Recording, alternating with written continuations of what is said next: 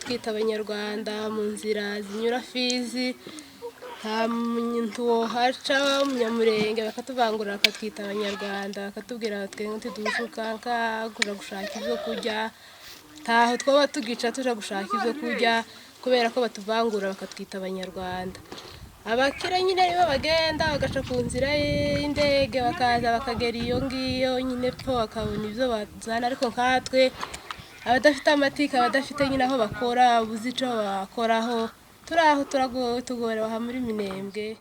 Inzira yo ku Ndondo uciye ahangaha gushika mu Mikenke ntidushobora kuhaca, ntidushobora kumanuka Rurenge, ntidushobora guca kwa Murima tuja Ibuvira n'ahandi, mbese amayira yose yo hasi n'amayira arafunze. Ni ukuvuga ngo abanyamurenge gusa ahantu turi ahantu hamwe gusa tudashobora kwideplasa, keretse tugize ibahati tukabona indege ikatugurukana ikaducisha hejuru mu kirere, ko ntitwemerewe guca ku butaka bwa Kongo kugira ngo tubashe kugera mu tundi duca abandi bantu batuyemo.